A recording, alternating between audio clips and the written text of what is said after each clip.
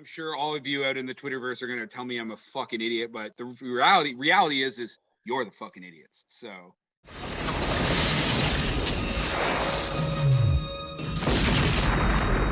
Arnold Schwarzenegger.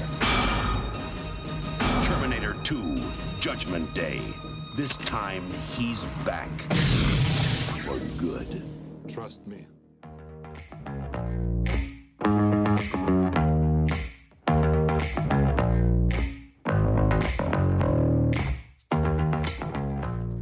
All right, it's time to go back to the past because we're talking movies and we're talking the undisputed greatest action movie of all time, according to Canada's National Post. Because we're talking movies, we're talking Terminator 2, Judgment Day, starring Arnold Schwarzenegger, Linda Hamilton, Edward Furlong, written by James Cameron and William Wisher, and directed by James Cameron.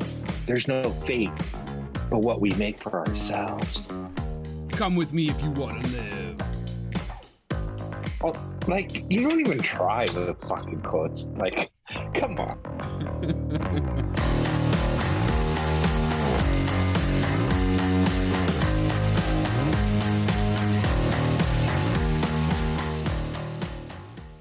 Hey, everybody, and welcome to this week's episode of How'd You Like That Movie? As Scott said, we are talking about the 1991 film from James Cameron, Terminator 2, Judgment Day. And it's one of Scott's favorite movies, but before I throw it over to him, last week, Scott, you looked at two of my films, Rush and Drive, and you tried to profile my type of movie, like what I need in a film. So now that I've seen your two, Jaws, Terminator 2, I have my predictions of what kind of films you tend to like. You want to hear it? Sure, but I figured you would have done this like in the buffer in the middle, but sure. Let's just fucking take over, Chris. Like, hey, it's the Chris show. We have a format, and you're like, fuck it. I don't like it because I don't talk as much at the beginning. But sure, let's do this. All right. So Scott likes big daddy directors that do big daddy films and have big daddy monsters and characters. So Scott, do you have some big daddy issues? No, I don't actually. I love my dad. He's awesome. But no, like this is my favorite film. Jaws is number 2. But to me, I was 10 years old when this I was 10 years old when this film got released, and it just encompassed me, like it just engulfed me, especially with home video release, because obviously I couldn't watch it in the theaters. But it just took my imagination to new levels. And I think once this thing came out on home video, I probably watched it like almost every day for a month to like 2 months on a row. Like every day it was gone. Like the special effects captivated me, the story captivated me, and it is the greatest action movie ever made. So is it right now, is this is your number one favorite movie to this day? To this day, yeah.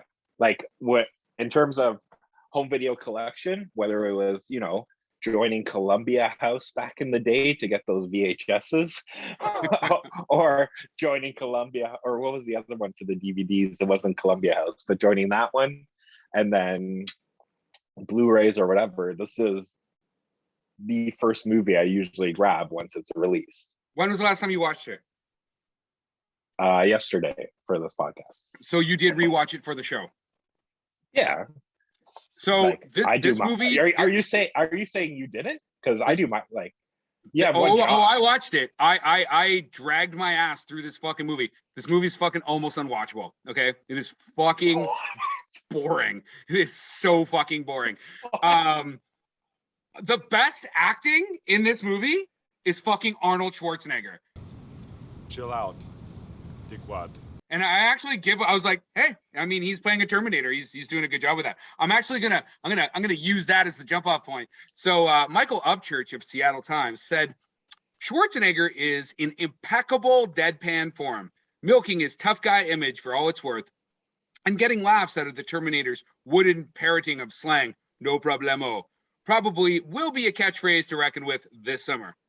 And my note to myself, best actor in the film. I mean, Edward Furlong and Robert Patrick, yeah, they're okay. Linda Hamilton is horrible. Absolutely overacting everything. There's also extra dialogue that doesn't need to be there. Okay, you respond to that. Because this fucking thing gets nominated for cinematography and editing, and all I could think when I was watching this is, man, James Cameron's not really big on cinematography, and I wish this was edited better. So, anyway, yeah, that's my gauntlets are down.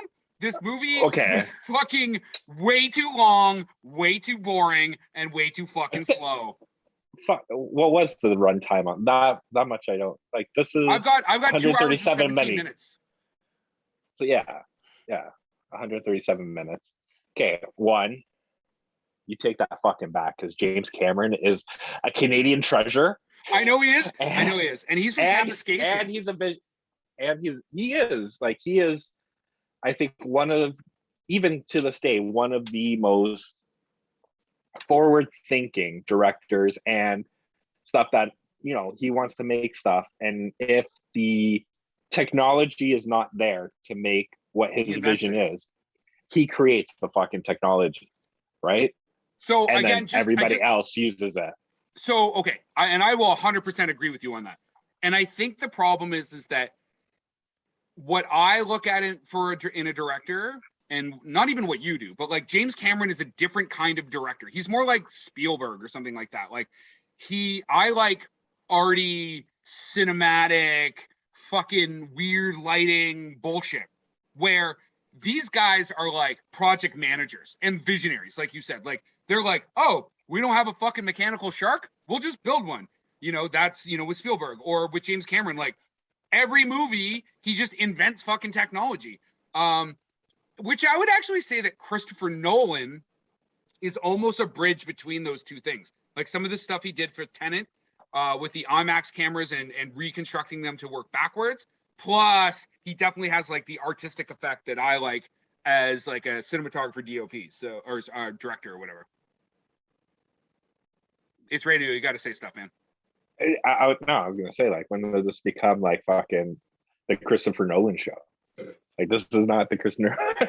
You always get mad because I say the same two fucking directors, and then I start saying. I know, it's like you only know two, right? You're like, who are two, like, you know, high profile directors, and I'm just gonna, you know, Tim Burton and Christopher Nolan, and then I'm just gonna throw in. I thought it was Tarantino. I thought it was all about Tarantino all the time.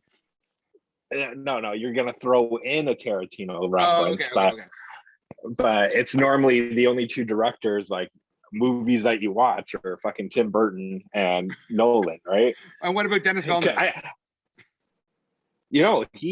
think he is, to be honest, the next Cup. I think he's gonna take what Cameron's done, Cameron's legacy as a Canadian actor going into the States and becoming successful and a visionary, and I think he is going to compound it and build upon it, right? Like, in terms of, and just story wise as well, like, I think in terms of Villeneuve, I think Arrival is one of the perfect stories where, like, the story captivated you, the visuals captivated you, and where you had that holy shit moment. Whoa. I mean, I don't want to go down this fucking path too long, because this show will turn into one of those 2 hour long podcasts that nobody fucking wants to listen to.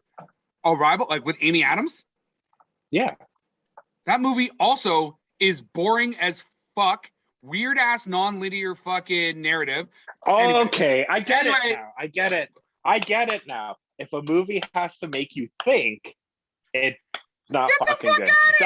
That's why you like Nolan, because you kind of think you have to think on it, but he doesn't. He leaves it always at the end kind of open-ended, so there really is no ending. Sicario by Villeneuve, that had a lot of thinking requirements. It's like fucking let's go kill fucking narcos in Mexico. That is the story arc of that fucking film. But I wasn't talking about that film. I was talking about Arrival. Yeah, and I'm saying Arrival's fucking boring. I also 'Cause it had don't to like make you Jeremy think. Raymer. How do you say his last name? Jeremy Rames, or whatever. Jeremy Renner. I don't like him. He's another one of those actors. He comes on the screen. I don't like him. Anyway, let's get back to Terminator 2. Fuck. Because So you yeah, have no fucking taste in movies. Yeah, that's because I watch films. So yeah, James Cameron. Yeah, we talked about. He's from Kapuskasing, Ontario. I think he's is he the highest? Because I know you normally have money numbers. I think his films have grossed the most. Correct? That I'd never researched, to be honest. Because Titanic was in theaters for a decade. I swear to God, it never ended. Avatar made like a kajillion fucking dollars. Like, I think it would be it'll be Spielberg, because Spielberg's done more. Oh, that's true. That's true. Right? Like his body of work is longer, right? But And he's had some big in terms of the numbers.com, James Cameron's actually number 6. Wow. For highest grossing directors. Spielberg's number 1. Anthony Russo, the Russo brothers are tied. I don't know why they have them as 2 and 3 when they direct all the movies together. Then it's Peter Jackson, Michael Bay, and then James Cameron. I mean, according to my research, when they made Terminator 2 for $100 million, roughly, it was the highest, like the most expensive movie ever made, adjusted for inflation and stuff like that. Not adjusted for inflation. Oh, not adjusted for inflation. Okay. Because if it was adjusted for inflation, it would have been actually Cleopatra. Cleopatra would have cost about $210 million. Oh, wow. Based on 1991 revenues. Because I've got 100 million today is worth about 200 million. It's like a 2% increase. So yeah, I think if you adjust for inflation, this would be the highest grossing R-rated film of all time, not Joker? Passion of the Christ. Oh, not Passion of the Christ. Wait, I thought Joker was with $1 billion. I think it was Passion of the Christ, man. I think Passion of the Christ is the highest. We'll get back to that on another episode. Okay, so you love this movie. Like, I found it really I found it really boring, and I'm surprised you actually rewatched it and found it really great. You made me fucking watch Drive, and you're saying this is boring? Dude, Drive is sick. Drive was a sick movie. Do you get what I'm saying though? Linda Hamilton's acting is fucking atrocious. Was she married to Jim? Didn't she marry James Cameron after this for a couple of years? No, I think she was married during this. I think they got married. I don't know the timeline, but I think they got married after the first Terminator. Oh, okay. Because they were only together for a couple of years, and then he gave her $50 million to go away, and they had a baby together. So, is that? I don't think he paid her. I just think the relationship deteriorated. And then he gave her $50 million, and she went away. She's okay. So whatever her alimony I don't know what her alimony is.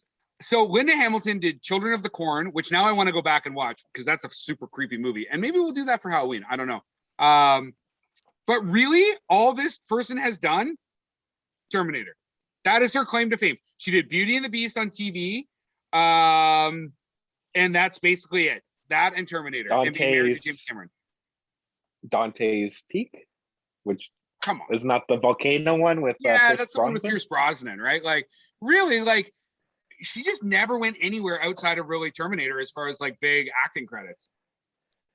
But again, I think she did amazing in this film, and like she's the Ripley of this story, right? Except that she is not, because oh my God, who plays Ripley? It's eluding me. Sigourney Weaver. Sigourney Weaver is a much better actor. Like she's a better actor. Like she's better on screen. So I was actually thinking about this. Aliens, which is made before Terminator 2, I enjoy way more. It seems less cheesy. The dialogue's better. Like Aliens is my favorite James Cameron movie. Definitely not Terminator 2. That's for sure. Yeah, but I think I fucking hate Titanic, Cameron. I fucking hate it. Okay, but I think it's your background, right? You like Aliens because it's the fucking army coming in to go fucking fuck shit up. I did always like that part. I always really did like the Colonial Marines. All right, and that's probably why you don't like any other Alien film, because they never go back to the Colonial Marines. they're also not as good. Although Fincher's got some dark aspects to his Aliens 3 that's not too bad. If that's his Aliens 3, but anyways, this film, I think, because it goes with, there's so many, like, you can read so much into it, right, in terms of the story and everything like that. Can so you have tell us, Scott, what can you read into this story? Okay, so you have the mother who would do, and like the single mom trying to protect her child over the horrors of the world. Don't take, like, and then trying to protect from negative influences, right? That's every mom wants the best for her kid. Every mom thinks their kid's gonna go on. Always find the story, the family story in the story. You know what I mean? I love it. Keep going. If for anybody who's just listening, I'm making the like eating popcorn GIF imagery right now. Like you have the young child who still can't relate or come to grips with the death of a parent, or going through puberty, right? Like, what the fuck are you talking about? No, he can't come to grips with the fact that his mom carted him around with a bunch of like ex-special forces people telling him about how I'm not looking at robot came. I'm not talking. And his I'm not talking about came that was sent by him to have sex with his mom. Time out. I'm not talking about the actual plot. Okay. Right? I'm just talking about the themes, right? Really? You're getting that out of this movie? Oh, there's so much you can get into it, right? There's so much, right? Do you know, like, there's some crazy trivia about this movie I bet you don't know about. I probably do not, but let's try it. Let's play that game. Okay, the beginning of the film, even though it wasn't shot concurrently. Most films are not shot concurrently, but go ahead. Okay. Did you shoot your 6-minute short concurrently?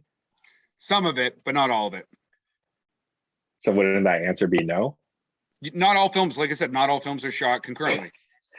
But I just asked if you did it, and you said some of it, but not all of it. So wouldn't the answer have just been no, I did not shoot it? I did not shoot it concurrently. You are correct, yes. Okay, but the biker scene, like when he goes into the bar. Yes. Do you know what was happening across the street at the time they were filming that? The Rodney King beating. Wow, that's crazy. That is actually really crazy. I was gonna say that was actually happening, and then I guess they saw some of it. It's where he got the idea of it. Was kind of Catherine Bigelow directs Strange Days, doesn't she? That much I don't remember off the top of my head. I feel like she did. It's because we covered her when we did Point Break, which is a fucking super sick movie. Oh, James Cameron also was married to Catherine Bigelow. So there we go. That's 2 for 2 for Mr. Cameron. Honestly, like I said, like the only cinematic scene I actually kind of liked in this is actually where that line "Come with me if you want to live" comes from. Because as he comes out of the elevator, they're kind of, everybody's like got a bunch of like basked in blue light, and Hamilton's looking up, and so she's in this like super vulnerable position compared to the camera, and it's like I said, it's actually very cinematic and stuff. But even then, like, it's like Cameron couldn't edit it down so that the interactions are quicker. Like the whole like no slow motion running away, and like then the Terminator comes up. I'm like, fuck, man, that stuff needs to just happen faster. I don't know. Like for me, my favorite scene in this is actually the dirt bike chase with the tractor. That is actually cool. That is really cool. All right, and then going with the bike and everything like that. Yeah, like originally that trailer was not supposed to have the roof cut off. Okay. Right, but then when they went to go film it, they realized it was too big to actually go through the bridges. So Cameron's like, fuck it, just chop off the top. So they, which I think works better. Yeah, they kind of rig that scene so it looks like it just kind of chugs it off.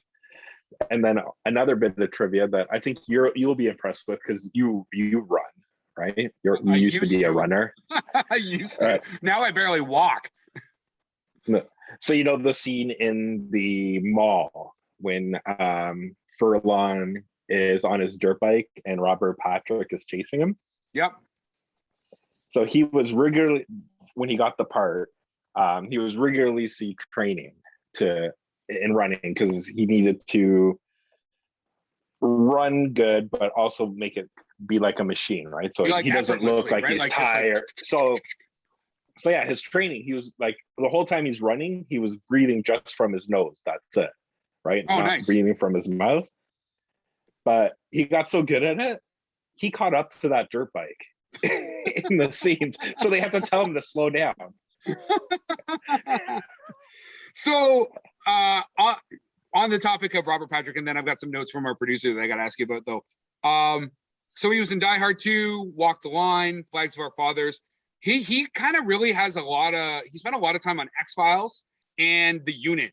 So from like TV or whatever, right? So what do you make of that? One season. He was on one season of the X-Files, man. The last season before it got canceled. But I mean, he had the whole season. He had the whole season. So in The Unit, he was a main character. Well, I mean, he's got like a lot of time.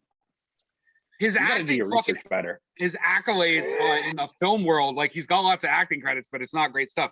But interesting. So his brother Richard Patrick is the frontman of the band Filter, which I was like, oh, that's kind of cool because his brother also was the touring guitarist for Nine Inch Nails. So again, just an interesting piece of trivia.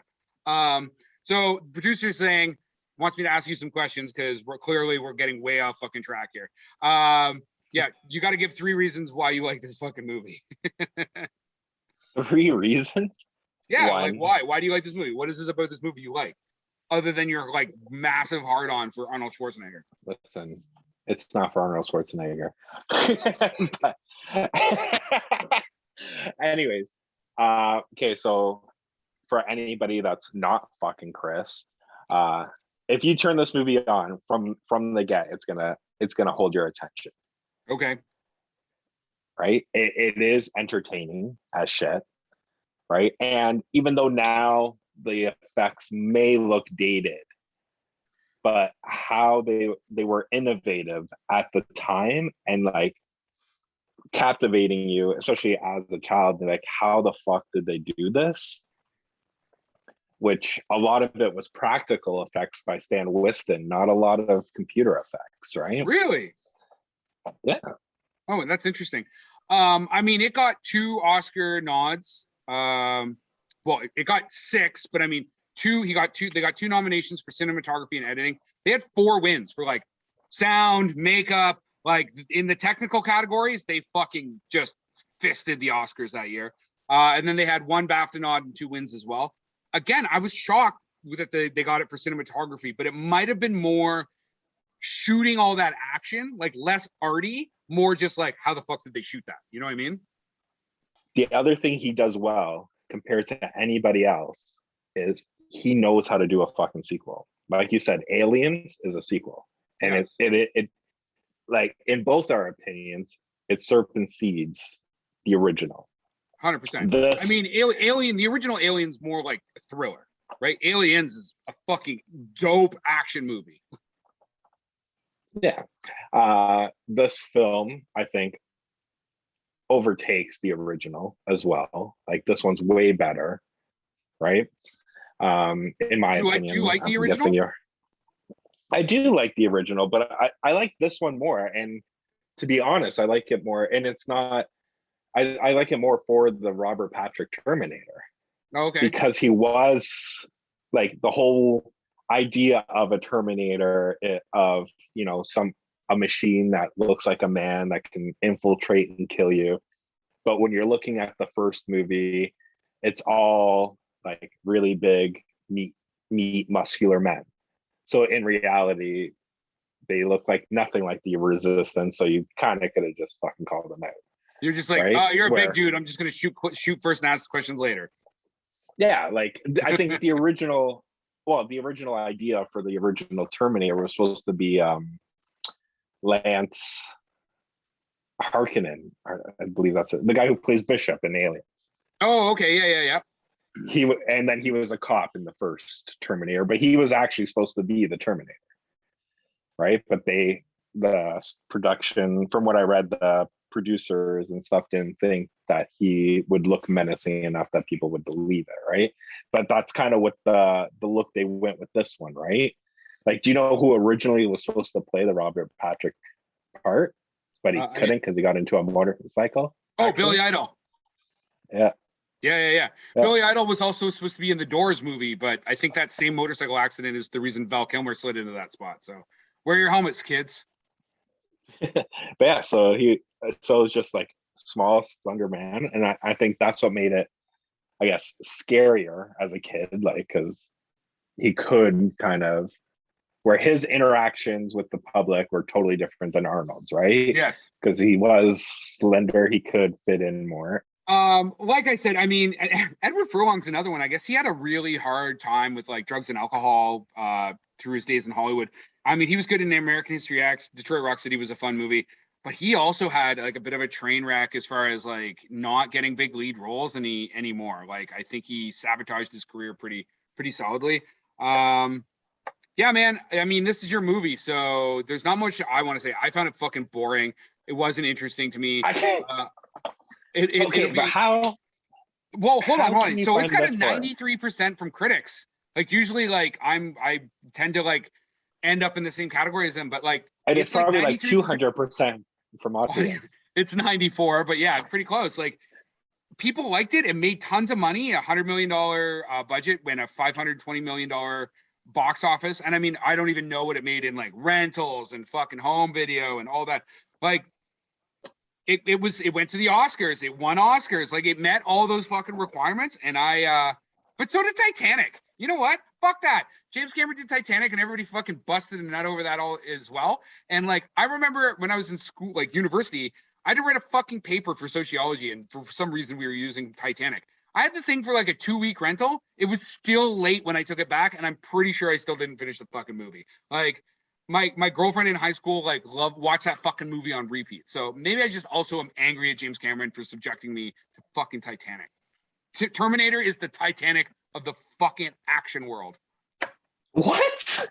It is slow and boring. First, I don't even know. And at the end, Arnold sinks into lava. I was gonna say first, I don't even know what that means. The Terminator is the Titanic of the action film, but if you're talking a high bar, but think about it in terms of top grossing films and probably top your Rotten Tomatoes, like critic choice. Yeah, critic scores. Yeah, he probably has like the top 5. He has Terminator, Titanic. I'm gonna guess Avatar. I'm gonna guess Aliens, and probably just to throw it in there, probably The Abyss. Oh, Abyss is good. True Lies. True Lies is good too. The Abyss is fucking boring. Like I haven't watched The Abyss in a long time, so you may be 100% right. Like even as a kid, I'm like, I don't really care about these water aliens that fucking are water aliens. Like, but the effects are cool. But is this I'm guessing this is, since it's your favorite movie, it's your favorite Arnold Schwarzenegger movie. What would be your second favorite Arnold Schwarzenegger movie? Second favorite Arnold movie. Twins. Twins is very good. Kindergarten Cop. Kindergarten Cop's also good. Yep. Oh my God, what's the horror movie he did with Gabriel Byrne? End of Days? Yeah, where he's like the devil or something. End of Days or End Days or something. Yeah, Gabriel Byrne's the devil. Yeah, I think that one. True Lie or fucking Total Recall is good too, man. I mean, I would have to say like I love fucking Predator. I mean, I even just like the way like the beginning when Jesse the Body's like I'm not going to say the line. A bunch of slack-jawed people up in here. He's got the big wad of chew, and he spits it. He's like, "Make you a goddamn sexual tyrannosaurus." And I'm like, "Yeah, that kind of fucking dude." So you like an Arnold Schwarzenegger movie, but none of the scenes with Arnold in it. Okay. Yeah, absolutely. Anyway, man, that's all I've got. Like I said, I didn't love this movie. I felt a bit subjected to a slog fest. I'm sure all of you out in the Twitterverse are going to tell me I'm a fucking idiot, but the reality is you're the fucking idiots. So unless you've got anything else, Scott, you don't. Yeah, Go ahead. I do. Go ahead. I Go just got ahead. a little thing. First, you don't have to wait for the Twitterverse because you are an idiot. I'll just tell you straight up. Number two, I cannot wait.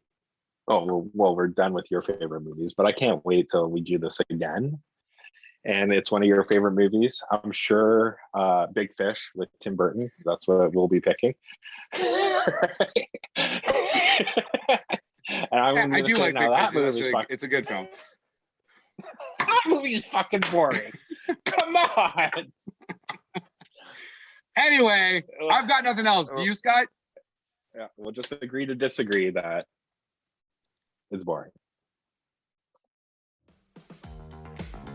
And that is our rant for the day. Please like and subscribe to this podcast. If you're looking to get a hold of us, please go to our website at howdyoulikeThatmovie.com. All our social media links are there, and you can email us as well.